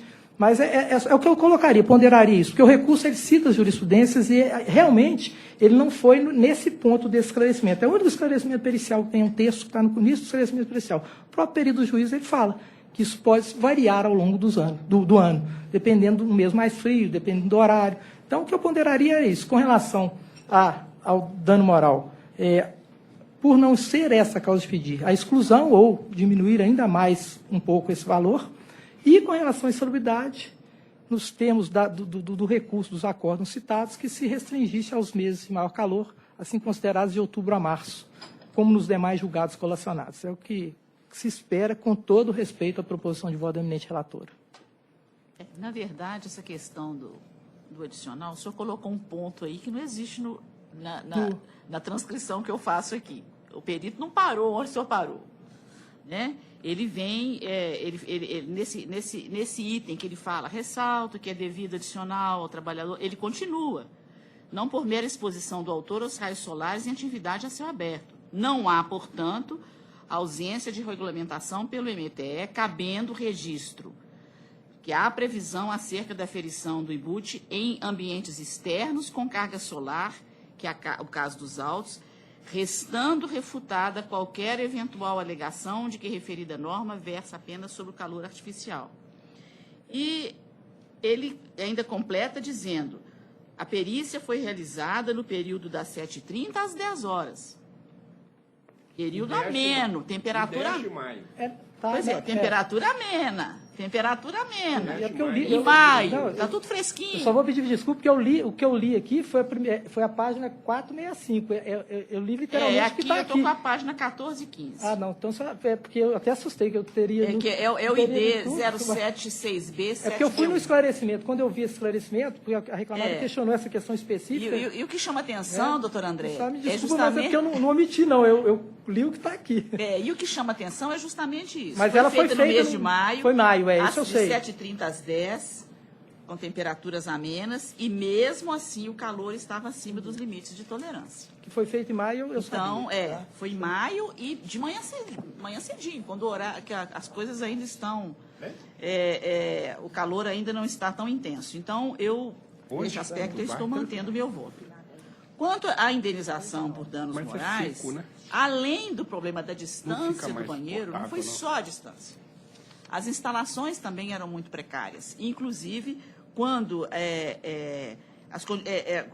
havia o banheiro que era instalado no ônibus de transporte, aquilo ia tudo misturado, com ferramenta, com peças e ferramentas. Então, realmente, o perito entendeu que estavam totalmente violadas as normas da NR31. Então, como parâmetro que nós temos observado com relação a essa questão de banheiro, gira em torno aí de R$2 a R$3 mil, eu fiz a redução, mas estou mantendo o meu voto. Viu? Okay. Aqui, doutora Camila é a segunda votante. Eu concordo integralmente, inclusive no tocante à redução, que realmente tem sido esse o valor que temos mantido, de R$2 a R$3 mil. Então, acompanho integralmente. Embargador Bozon. Eu observo o seguinte, quanto à causa de pedir, não ter banheiro e ter um banheiro a 500 metros é a mesma coisa. Se a gente está de Piriri e procura um banheiro, se ele está a 500 metros, a gente não vê banheiro nenhum. Né? É a mesma coisa. Então, data vênia estava na causa de pedir, sim. E a questão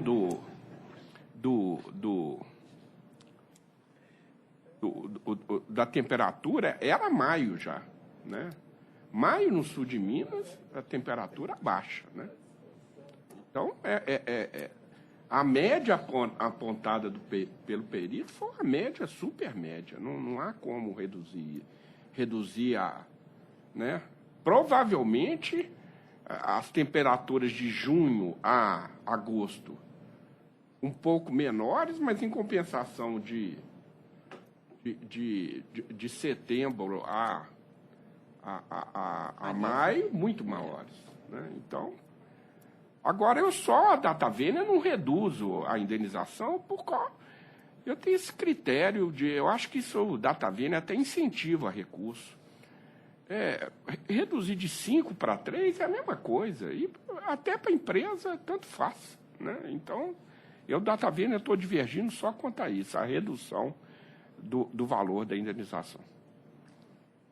Então, Vossa Excelência fica vencido nesse aspecto, quanto à redução da indenização. Do valor da indenização. No mais, por maioria, então, prevalece o voto da relatora, que é o resultado que fica proclamado. Muito obrigado. Boa tarde. Boa tarde, doutor André. Só desculpa, excelência, que eu li o esclarecimento, eu não li a perícia aqui, é só... Eu até olhei assim para ver se eu tinha omitido algum ponto aqui. Mas... Tudo bem. A gente sabe como é que isso funciona. Processo seguinte. Da mesma sala de sessão, relatora desembargadora Emília, número 13 da pauta 2, ROPS 10.812-15/2016. Advogado presente, doutor Paulo de Tarso Bueno, pela reclamada. Qual que é o número? É o 10.812-15, sumaríssimo.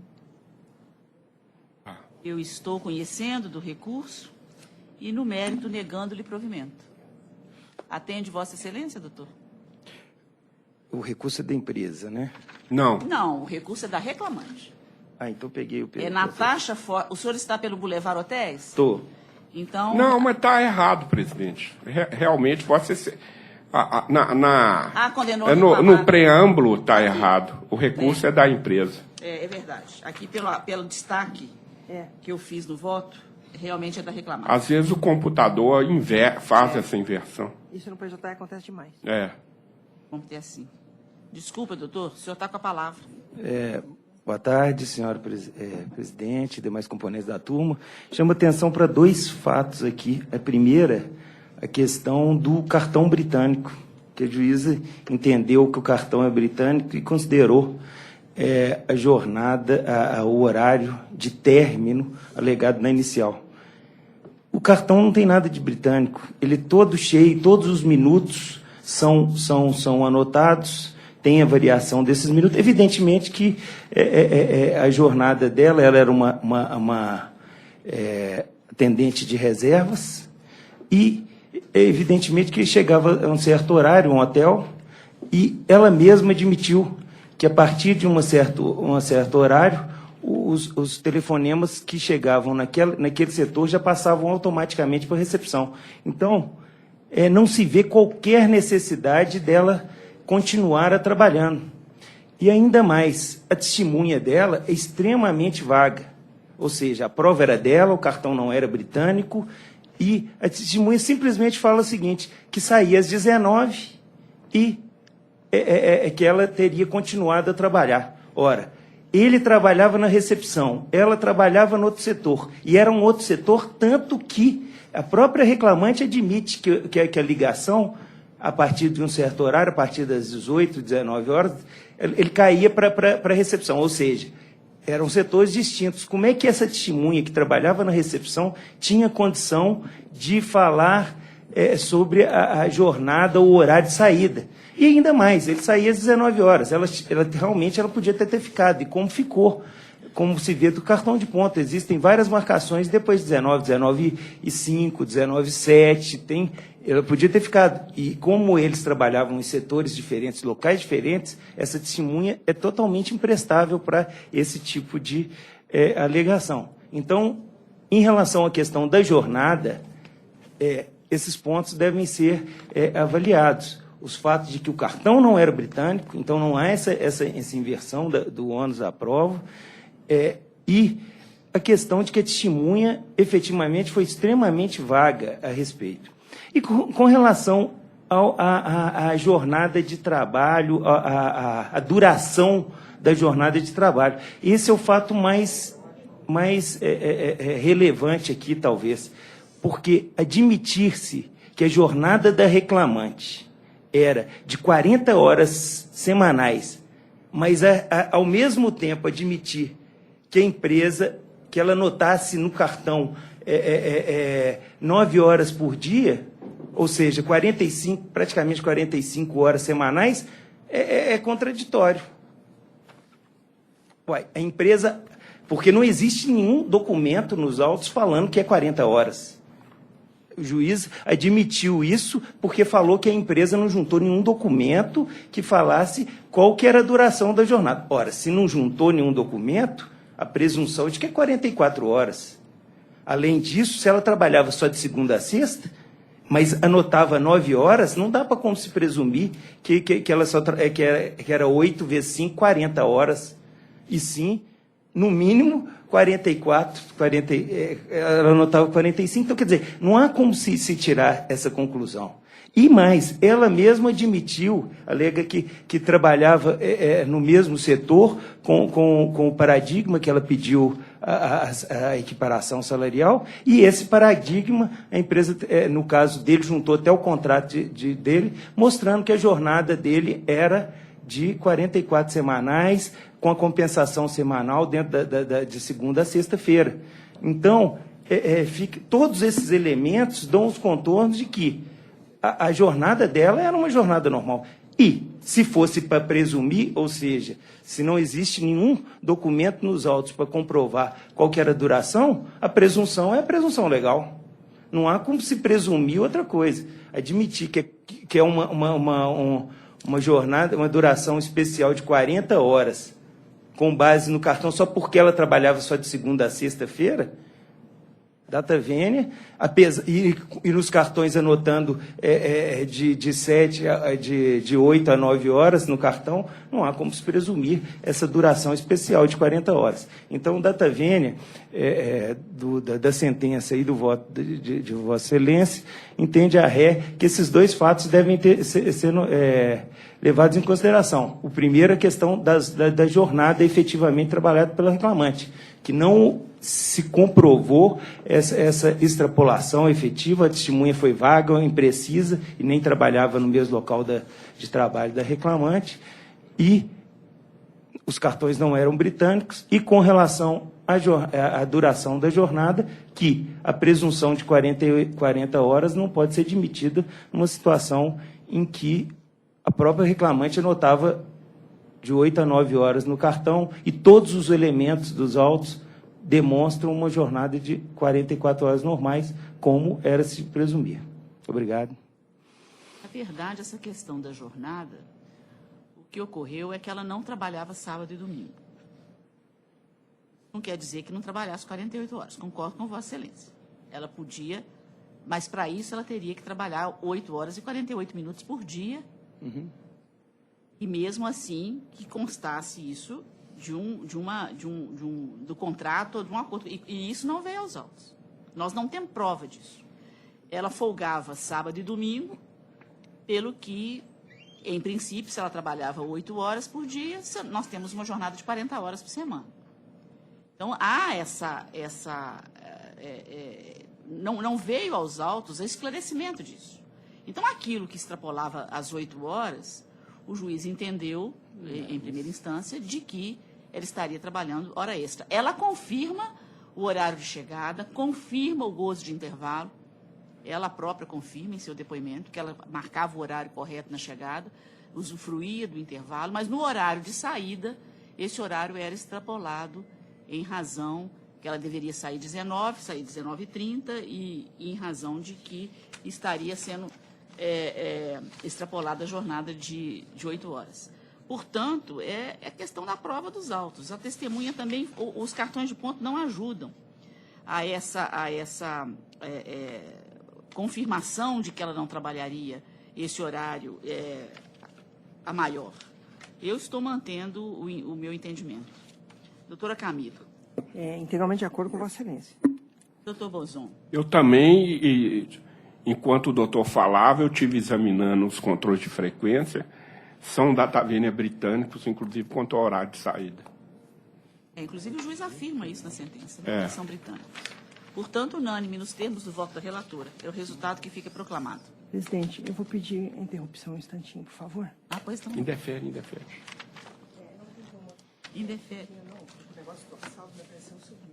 Fica à vontade, doutora. Fica à vontade. O senhor tem mais algum processo, doutor? Mais um. Tem? Um minutinho só. Fica suspenso uns 5 minutinhos para a pedido da doutora Camila. Mas eu nunca vi isso, não. Se então era compensação. Próximo é o doutor Bozon. Na pauta 2, doutor Bozon. É o 3 da pauta. Sim. É o doutor Paulo de Tarso de novo, né?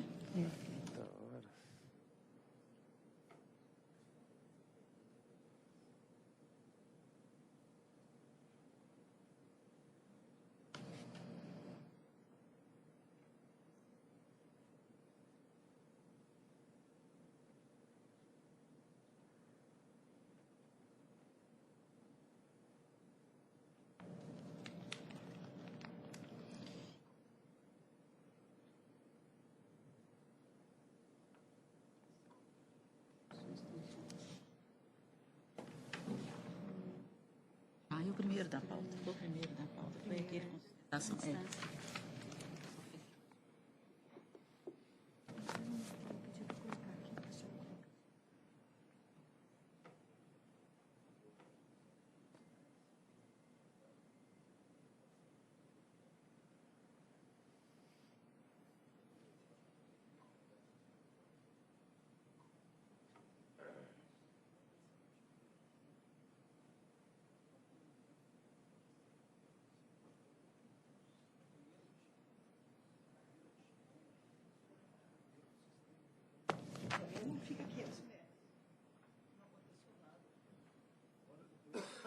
Nós vamos apregoar, então, o outro processo do Dr. Paulo de Tarso.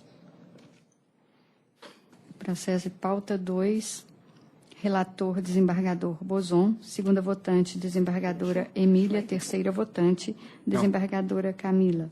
Número 3 da pauta, ROPS 10.321-03-2016. Dr. Paulo de Tarso está presente pela reclamada. Desembargador Bozon, Vossa Eu Excelência. estou conhecendo e negando provimento a ambos os recursos. Doutor, o senhor tem a palavra. Não, eu vou abrir mão desde que não haja divergências. Eu sou a segunda votante, eu não tenho divergência, estou acompanhando o relator. Vossa Excelência, doutora Camila. Também não tem divergência, acompanha integralmente o relator. Então, unânime nos termos do voto do relator, resultado que fica proclamado. Obrigada, boa tarde. Processo seguinte. Também da pauta 2, relatora, desembargadora Emília, segunda votante, desembargadora Camila, terceiro votante, desembargador Bozon. Número 2 da pauta, RO 10.294-88, 2016. Está inscrito o doutor Eduardo Amorim, ausente. Há divergência? Não. Notada não tem, não. Nenhum. Não, então não há, não. Unânime nos termos do voto da relatora, resultado que fica proclamado. Processo seguinte. Pauta 2, relator, desembargador Bozon, segunda votante, desembargadora Emília, terceira votante, desembargadora Camila. Número 12, ROPS 10.664-65, 2016. Está inscrito o doutor Rafael Gobira, ausente. Há divergência? Não. Unânime nos termos do voto do relator, resultado que se proclama. Seguinte. Pauta 2, relator, a mesma sessão, relator desembargador Bozon. Número 19 da pauta, RO 11.403, 35/2015. Inscrito doutor Júlio César Dutra, ausente. Divergência? Não. Unânime nos termos do voto do relator. É o que se decide. Seguinte. Também da pauta 2, relator desembargador Bozon, número 14 da pauta, ROPS 11.090-62, 2016. Estão presentes Dr. Marco Túlio Furtado, pelo reclamante, e Dr. Euler Gomes, pelo recorrido. Embargador Bozon, Vossa Excelência tem a palavra. Estou dando provimento ao recurso para, ultrapassando a preliminar de carência de ação por falta de interesse jurídico processual, determinando o retorno dos autos à origem, para julgamento do mérito como se entender de direito. Bem. Doutor Marco Túlio. Excelentíssima senhora desembargadora presidente, ilustre representante do Ministério Público, senhora secretária, demais desembargadores presentes, meu ilustre colega. Eu rogo que seja acompanhado o voto do ilustre relator, porquanto, às vezes, até parece que a justiça do trabalho é a justiça do empregado, e não é. É a justiça para julgar dissídios que ocorrem entre trabalhador e empregador. E aqui, justamente, a pessoa física, o senhor José Antônio Soares, quer desonerar-se, desonerar do pagamento das verbas rescisórias, que consiste nas férias vencidas, o reconhecimento da justa causa pelo abandono de emprego, e o recorrido sequer comparece à audiência, recebe a citação, comparece através do seu ilustre advogado, e a juíza simplesmente, de ofício, diz que não há interesse na causa. Como não há interesse? Então, com toda a precisão que o ilustre relator deu ouvindo os autos, a voz de hoje, tem que ser julgado os autos sim, porque a justiça é do trabalho. Precisamos aqui dirimir conflitos entre trabalhador e empregador. E nada mais, porque não se pode declarar um pedido de justa causa, de reconhecimento da justa causa por abandono de emprego. Ainda que fosse só esse o pedido, que não é. Por isso, rogando vênia aos demais desembargadores para que acompanhem o voto do ilustre relator, dessa real necessidade de reconhecimento da Justiça do Trabalho, se há ou não a justa causa para a dispensa, se pode ou não desonerar. Até porque existe a penalidade do artigo 477 para pagamento. É uma penalidade que se impõe à lei. Então, por isso, pede justiça para que seja as demais desembargadoras acompanhem o voto do ilustre relator. Obrigado. Doutor Euler. Só uma parte, desembargador relator, o senhor determinou o retorno para julgamento do mérito... Não entrei no... É porque tem uma exceção, eu não sei como é que ficaria isso na questão Qual exceção? Uma exceção de incompetência territorial nos autos. Ela estava juntamente com a defesa até sob sigilo. Ah, não, mas essa exceção, ela tem... Quando eu digo mérito... Não, tudo bem, é só mesmo porque... Ela pode ser reexaminada pelo primeiro grau. Ah, tá. Pois não. Vou fazer uma breve relato com relação a isso. Excelentíssima senhora desembargadora relatora, excelentíssimo senhora presidente, excelentíssimo senhor relator, senhora terceira votante, ilustre representante do Ministério Público, secretária, demais colegas de trabalho. Nos autos, trata-se, como dito pelo advogado que me antecedeu, de uma ação em termos condenatória e declaratória propriamente dita, com relação ao interesse de uma justa causa por um possível abandono de emprego de um trabalhador rural, né? Já que o empregado dele é dono de várias fazendas situadas a mais ou menos 730 quilômetros de distância dessa Justiça do Trabalho aqui de Belo Horizonte, de onde foi ajuizada a ação, e que daí deu até a origem mesmo à exceção de incompetência nessa primeira instância, que deixou de ser avaliada, claro, pela magistrada, em razão de ofício entender pela falta de interesse de agir do reclamante, ora empregado, com relação ao pedido de declaração da justa causa. Creio que, independente do que o próprio relator sustenta com relação ao retorno dos autos para a origem, até mesmo para a situação que envolve dos autos, são duas situações que devem ser assim medidas. A primeira, com relação até mesmo à revelia, possivelmente aplicada ao reclamante pela sua ausência, está justificada, antemão, pela própria exceção de incompetência. São 730 quilômetros de distância, ele é um trabalhador rural, tem nos autos juntado tanto o contrato do pedaço de terra que ele comprou, que lá vive na fazenda, como também o próprio local de trabalho dele, que não é incontroverso propriamente dito, considerando que a própria peça de ingresso já dita que ele trabalhava na fazenda de Santa Maria, salvo melhor juízo, a 730 quilômetros, conforme o próprio Google Maps trouxe essa referência para a gente. Bom, com relação até à própria revelia, excelência, por acaso aqui se enfrentada, ainda que rechaçada pelo desembargador, o que de se relatar é que a presunção dela com relação ao caso, em síntese, advém da própria situação do novo CPC, né, que, na verdade, é um retalho de jurisprudências, de súmulas do STJ, STF, também do TST, como a súmula 100 trazida na ação rescisória, mas existe uma possibilidade na própria revelia, que é o inciso 4, do juiz não conhecer dela quando foi inverossímil as próprias alegações feitas pelo autor. Aqui é inverossímil, por isso o entender pelo julgamento aqui dessa ação, pelo próprio fato de não existir prova nos autos do abandono. Não há possibilidade, não há nenhuma prova nesse sentido, tampouco comunicação, tampouco qualquer outro tipo de documento que faça essa prova. É claro que uma ação declaratória, como bem requer o reclamante, para se declarar a existência ou não de um direito, de uma relação jurídica propriamente dita, se abstém da necessidade de haver, no mínimo, um resquício de prova. O que se entende que não há. Independente se o reclamante quer o entendimento dele pela justa causa, bastaria aplicar, está dentro do poder potestativo dele. Salvo melhor juízo, que a reclamação trabalhista pura e simples, que poderia ser revista pela essa Justiça do Trabalho, a princípio, ainda que o contrato de trabalho em pleno vigor, seria a própria rescisão indireta. Não teria outro fato, senão a própria Justiça do Trabalho analisá-la. Não cabe ao próprio empregado pedir a rescisão indireta ao empregador. No caso vertente, o próprio o empregador tem esse poder, o poder de demitir o reclamante por justa causa, com ou sem justa causa, mediante aviso, nos termos do 477 caput. O que chama a atenção é que não há nenhum documento, nenhum resquício de prova nesse sentido, que possa valorar a ação declaratória aqui pertinente. E digo mais, ainda que se fosse apenas uma ação declaratória, não está ela aqui para dizer os efeitos de causa de dar, obrigações de dar, de não dar, de fazer e não fazer. Se o reclamante entende, se o reclamante, ora empregador, entende que a justa causa seria devida, por que não depositou a multa das férias? Por que não entregou o TRCT?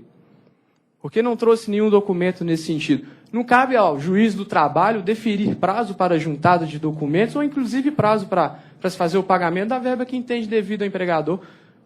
Isso não ocorreu, em momento nenhum. Então, até mesmo por uma situação de, se fosse admitir o princípio da fungibilidade nessa reclamação trabalhista, ao ponto de recebê-la como consignação em pagamento, data máxima vênia ficaria frustrada, porque os requisitos previstos no próprio novo CPC e no Código Civil não foram devidamente observados. Então, tendo essa situação, o que pede o reclamado, nesse sentido, que é o empregado, é a manutenção da decisão, ou seja, a falta de interesse de agir do próprio empregador, uma vez que o processo não tem a utilidade necessária, uma vez que ele poderia ter colocado fim ao contrato de trabalho sem qualquer tipo de declaração judicial, não tem a necessidade dessa situação especificamente da Justiça do Trabalho dar seu crivo no que tange ao pedido de dispensa, que, repito, caberia ao próprio empregador, com base nos documentos, nos fatos que ele possui, aplicá-lo ou não. Então, nestes termos, o que pede é a manutenção da decisão. Obrigado.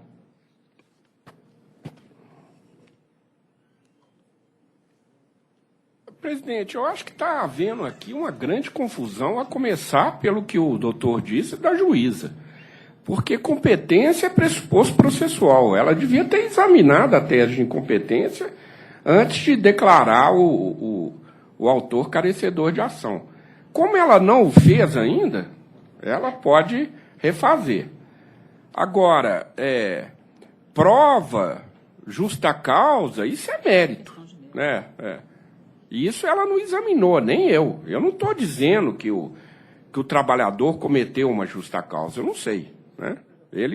Isso é mérito, né? Agora, quando um juiz fala, o autor não tem interesse, ele está dizendo, você não precisa de mim para isso. Mas o que ocorre é o seguinte, o empregador ele não está pedindo autorização para dispensar o empregado, não. Ele já dispensou. Ele quer que se estabeleça uma certeza jurídica quanto a esse fato. Justa causa cometida pelo empregado. Ele tem esse direito de se estabelecer essa certeza jurídica. Agora, para isso, ele vai ter que provar o abandono, se é que a alegação de justa causa é de abandono, né? Se se tratasse de um inquérito para apuração de falta grave, e ele não fosse estável, eu daria razão ao trabalhador, né? No inquérito, o empregador pede autorização para dispensar. Aí ele não tem interesse, porque ele não precisa dessa autorização. Mas aqui ele não está pedindo autorização nenhuma. Ele já dispensou e quer só que se estabeleça certeza jurídica quanto ao motivo da dispensa. E o objeto da ação declaratória é justamente isso. Estabelecer certeza quanto à relação jurídica ou certeza quanto à autenticidade ou falsidade de documento. Então, eu, data vênia, mantenho meu voto. Doutora Camila. Acompanho integralmente o relator. Agora, não seria, não sei, prudente, como o senhor, Vossa Excelência colocou, retorno dos autores para o julgamento do mérito, como o advogado alegou. Tem uma preliminar, tem uma exceção de incompetência, na realidade, colocar talvez para... Vossa Excelência tem razão. Não falar em mérito, só porque senão parece que já está ultrapassando a vírgula, como se entender de direito, vírgula, sem prejuízo ainda da análise da tese de incompetência em razão do lugar, né? Isso. Exatamente. Também com relação à revelia e à confissão, já que ele não se fez presente à audiência, ficasse a ressalva Não, também. isso não tem que falar pra Hein? gente. Que ele é revel e confesso, não compareceu na audiência. Então também Sim, fica mas isso ressalvado, ela vai né? dizer na hora. Já que vai fazer a ressalva com relação à exceção, salvo o melhor juiz... ele Não, tem mas que é porque estar presente. ela realmente, doutor, pode entender que a questão da incompetência está ultrapassada. Não está, não. Eu nem sabia, na verdade, que isso estava em questão. Né? Aí fica... Isso. Eu acho que fica bem assegurado dessa forma. Agora, o que houve aqui é um pouco isso que o doutor Marco Túlio disse. Isso aqui não é só para dar razão ao empregado, não. É dar razão a quem tem, né? Bem, eu também estou acompanhando, portanto, unânime nos termos do voto do relator. É o resultado que fica proclamado. Obrigada, doutores. Processo seguinte. Sala de sessão, relatora desembargadora Camila. Segundo votante, desembargador Bozon. Terceira votante, desembargadora Emília. Número 6 da pauta, RO 10.448-50-2015. Está presente doutor Marco Antônio Freitas, pelo reclamante. 10.448-50, número 6 da pauta da doutora Camila. A pauta nova. Não, a pauta, não, a primeira. E na insalubre. Bom. Desembargadora Camila. A conclusão é um pouco longa. Eu peço só a paciência dos senhores. Conheço dos recursos ordinários interpostos por Raia Drogazil, Sociedade Anônima, e Samara Aís Pereira Batista.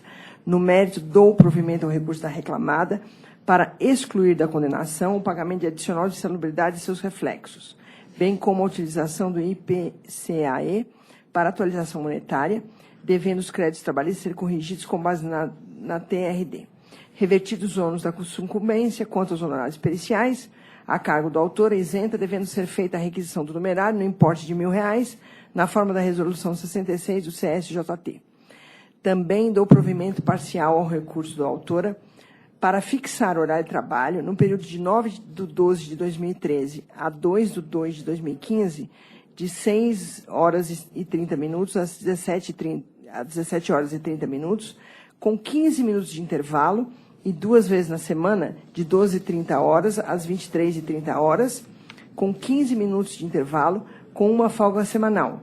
E para condenar a réu ao pagamento de a 15 minutos extraordinários, conforme artigo 384 da CLT, da admissão até 8 de dezembro de 2013, conforme se apurar em liquidação e com base nos controles de pontos juntados, quando houver trabalho extraordinário, com reflexos em descansos semanais remunerados, férias com terço, 13º, aviso prévio e FGTS com a multa de 40%.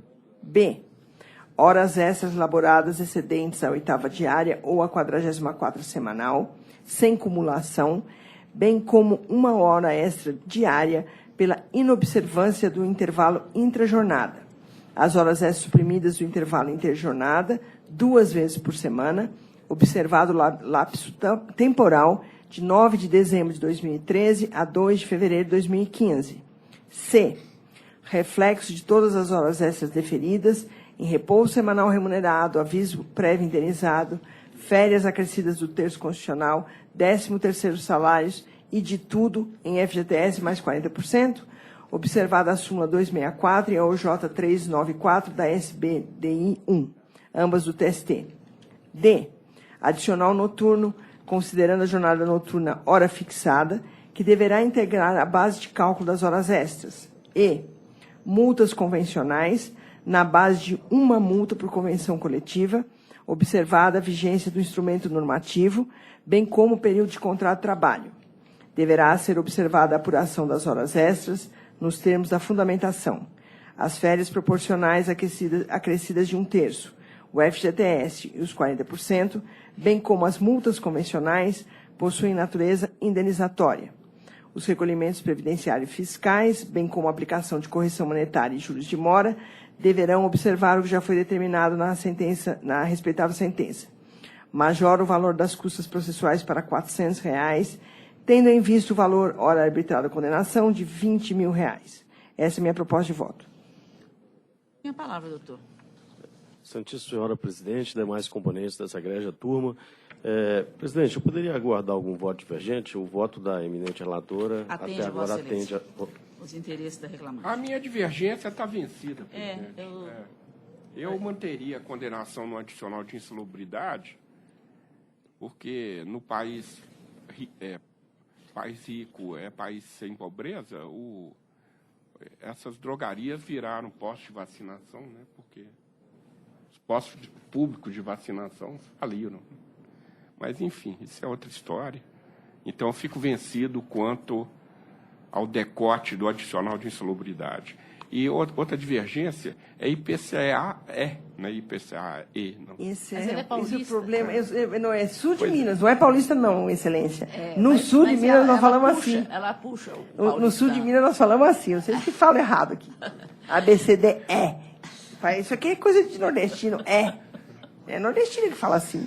Bom, o meu entendimento quanto ao adicional de insalubridade é coincidente com o da relatora, portanto, eu estou acompanhando integralmente o voto da eminente desembargadora. A minha Carmen. divergência você captou aí, né? E fica vencido o desembargador Bozon quanto ao adicional de insalubridade. Por maioria, portanto, prevalece o voto da relatora, resultado que fica proclamado. Obrigado, boa tarde, bom trabalho. Obrigada, doutor. Boa tarde. Mas tem uma música do Luiz Gonzaga que eu vou cantar para você. Aquela música que ele fala do abecedário. A, B, C, D, E. É o Luiz Gonzaga que canta assim. Mas eles falam FG. F, G, P, Q. Tanto que aqueles caminhões a gente mesmo chama de FENEME. Exatamente. Cabine retada. Muito bem, processo seguinte. FENEME é a Fábrica Nacional de Motores. Mas vinha na frente, assim, na cabine retada. Vamos lá, processo seguinte. Sala de sessão, relatora desembargadora Emília, segunda votante, desembargadora Camila, terceiro votante, desembargador Bozon. Da pauta 2. Número 21 da pauta, RO 12.404, 96, 2014. Está presente, doutor João Braulio Vilhena, pelo reclamante. Eu estou conhecendo dos recursos e, no mérito, dou provimento parcial ao recurso do reclamado para excluir da condenação o pagamento de 20 minutos extras residuais por dia de ativação e reflexos. E nego o provimento ao apelo interposto pelo reclamante, mantendo o valor da condenação. Atende o senhor, doutor João Brau. Senhora presidente, é só a questão aqui que eu pedi a palavra com relação ao recurso do autor com relação à indenização por danos morais. Sim, que é uma matéria que... Pelo atraso no acerto rescisório. É pela quebra de sigilo. Vossa Excelência tem a palavra. É só essa questão. As testemunhas aqui, Excelência, são unânimes, inclusive a testemunha do Banco Santander, em afirmar que o banco fazia um monitoramento das contas dos funcionários. E esse é o fato que ele está alegando, o autor da tribuna, para postular aqui, então, a revisão da veneranda sentença nesse aspecto. Por quê? Porque está havendo a quebra da intimidade do autor. A verdade é essa. Todas as testemunhas, eu posso até fazer a transcrição aqui, eu estou com a ata em mãos, dizer que era a regra do banco vigiar as contas dos funcionários. Agora, a situação dele como funcionário é uma. A situação dele como cliente do banco é outra. Inclusive, ele não é nem obrigado a receber o dinheiro dele, no salário dele, dentro da própria agência ou do mesmo banco. É prerrogativa do empregado escolher. Então, esse é o fundamento que pede vênia aqui a Vossa Excelência, onde são citados no recurso dele aqui, aresto, inclusive, eu vou até me permitir, recurso de embargos, quer dizer, da SDI, dizendo que essa subseção especializada tem reconhecido a ocorrência do dano moral, é o que nós estamos postulando, em situações que envolvam a quebra do sigilo bancário dos empregados de instituições financeiras. Está aqui, relator ministra Delaide Miranda Arantes, 9/9/2011. Então, é só este fato aqui que pede vênia a Vossa Excelência, que reveja o ponto de vista de Vossa Excelência, que seja dado provimento e que se fixe a indenização por este motivo. Esse é que é o ponto fulcral aqui do recurso nesse aspecto. Pede à Justiça. Muito obrigado. Na verdade, eu acho que monitora as nossas também, né? Só de... Não, inclusive divulgaram uma vez aquelas diferenças que a gente no portal percebeu. O que eu fui alvo de gozação na FUMEC, nossa senhora. Se eu acreditasse em assédio moral, eu protestava.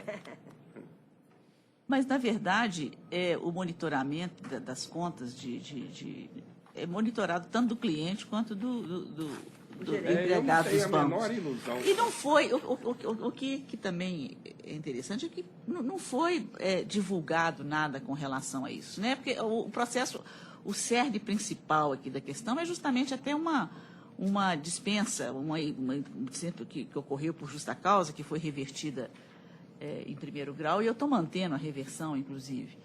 Mas por isso houve esse monitoramento, mas não houve divulgação dos dados da conta. Tanto que eu verifiquei que nenhuma das testemunhas sabia a razão da dispensa do autor. Então não houve essa divulgação, nem mesmo no ambiente de trabalho. Portanto, eu achei que ele não foi vulnerado na sua honra, com relação a esse monitoramento. Pelo que eu entendi, não cabia nenhuma indenização com relação a esse monitoramento da conta. Eu mantenho o meu entendimento, data máxima vênia. Aqui, doutora Camila é a segunda votante. Estou acompanhando integralmente o voto de Vossa Excelência. E doutor desembargador Bozon. Eu também, presidente, embora saiba que o advogado tenha razão quanto ao fato de o monitoramento pelo banco ele é generalizado e diuturno, né? Eu acho que o banco também quer evitar o uso de informações privilegiadas pelos próprios funcionários. Mas eu acho que a gente tem que considerar a sensibilidade de um homem médio, né? Eu acho que a gente tem que tomar muito cuidado para não banalizar esse instituto do dano moral. Portanto, é unânime nos termos do voto da relatora. Resultado que fica proclamado. Boa tarde, doutor. Obrigada. Processo seguinte. Sessão da relatora, desembargadora Camila. Segundo votante, desembargador Bozon. Terceira votante, desembargadora Emília. Número 21 da pauta, ROPS 10.922-74-2016. Da presidente, doutor Júlio César Ribeiro, pela terceira reclamada. 21 de qual das pautas da Camila? É da pauta 1. Da pauta 1. É o 10.922. Desembargadora Camila, Vossa Excelência tem a palavra. Conheço o recurso ordinário interposto pela reclamante porque preenchido os pressupostos de sua admissibilidade. No mérito, nego o provimento ao apelo, mantendo a sentença de primeira instância por seus próprios e jurídicos fundamentos. Apenas salientando que o conjunto probatório coligido aos autos revelou a inexistência de trabalho contínuo na operação de teleatendimento, razão pela qual não se aplica a jornada reduzida de 6 horas, prevista na portaria 32.1478 do Ministério do Trabalho, sendo indevidas, por conseguinte, as horas extras postuladas a esse título. É minha proposta de voto. Doutor, o senhor tem a palavra. Boa tarde, Excelência. Boa Eu gostaria tarde. de aguardar os demais entendimentos. Pois não, doutor Bozon. É 10. É o 10.922. Não tem nenhuma divergência lançada. Não tem lançada, Então não. eu estou de acordo. Eu também estou, portanto, unânime nos termos do voto da relatora. Muito obrigado, uma boa Resultado tarde. que Me fica atendo. proclamado. Boa tarde, doutor. Obrigado. Na mesma sala de sessão, número 27 da pauta, ROPS 11.477-62. Foi feita agora, na sala de sessão. Da doutora Camila? Sim. 11.000? 477-62. 27, né? É, o 27 da pauta. Perfeito. A primeira, né? Sim, da primeira. Está presente doutora Andréia Silva, pelo reclamante. Um minutinho só que eu estou localizando aqui. Acho 27, ok. Schneider? Isso. É? Isso. Desembargadora Camila, Vossa Excelência tem a palavra. Conheço o recurso ordinário interposto pelo autor, no mérito do provimento parcial ao apelo, para condenar a segunda reclamada ao pagamento das parcelas devidas ao autor de forma subsidiária, mantidos os valores arbitrados à condenação e as custas processuais por compatíveis. Doutora, a senhora tem a palavra. Doutora, eu só vou assistir porque, na verdade, vou tentar o próximo. Como os dois estavam inscritos, mas esse daí eu só vou assistir. Ah, sim. Pois não. Desembargador Bozon? De acordo. Eu também estou de acordo. Unânime nos termos do voto da relatora. Resultado que fica proclamado. Processo seguinte. Processo da primeira pauta, relatora desembargadora Emília, segunda votante desembargadora Camila, terceiro votante desembargador Bozon. Número 33 da pauta, RO 11.318-20-2015. Doutora Andréia está presente pelo reclamante. Minutinho. Foi feito agora, né? Sim. É o 11.318? 11.318.